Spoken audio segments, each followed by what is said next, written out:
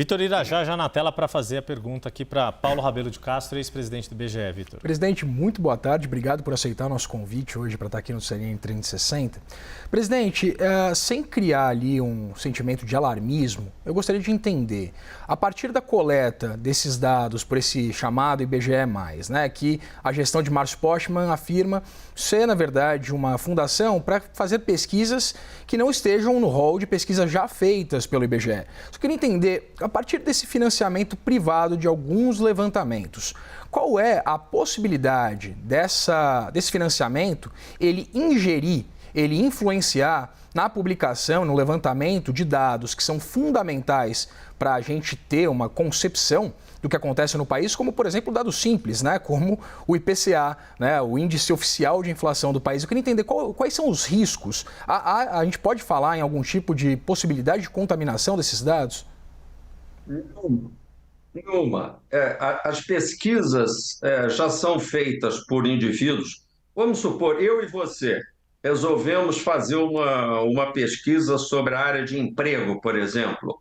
Nós podemos nos utilizarmos do Sidra, só é tecnicamente um pouco complexo por causa da grande massa de informações que não pode ser minimizada, de forma que é preciso, de certa forma, saber trabalhar esses dados, e aí é que entram, eventualmente, essas consultorias que são feitas por estatísticos ou ex-funcionários que já passaram por lá, porque facilita a utilização deste banco de dados, que até a gente chama mais do que banco de dados, um lago de informações, um data lake.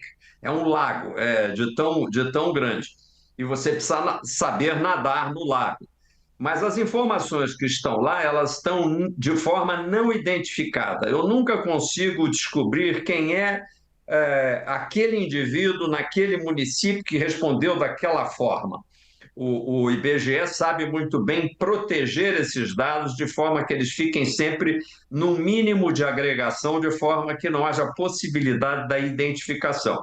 De forma que todos que estão nos acompanhando aqui podem ficar seguros. O IBGE tem protocolos rígidos que fazem a proteção do informante. O informante é o nosso principal ativo. O informante é o nosso principal colaborador. Sem o indivíduo que informa sobre preços ou que informa sobre a sua própria situação de emprego, que responde ao questionário da agropecuária, que responde ao questionário da indústria, da saúde, nós não somos nada no IBGE. O brasileiro e a brasileira que colaboram com o IBGE é que fazem o IBGE acontecer.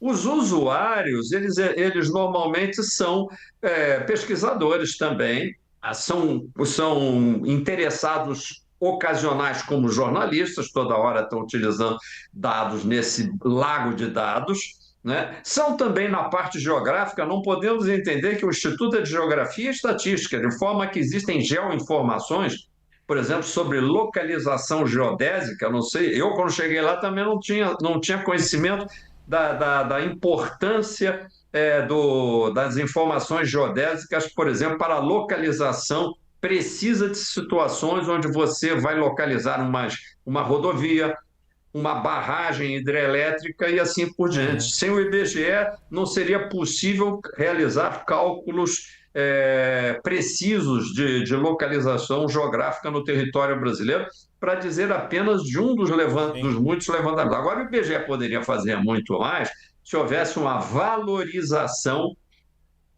desse serviço. Por exemplo, no controle de situações de risco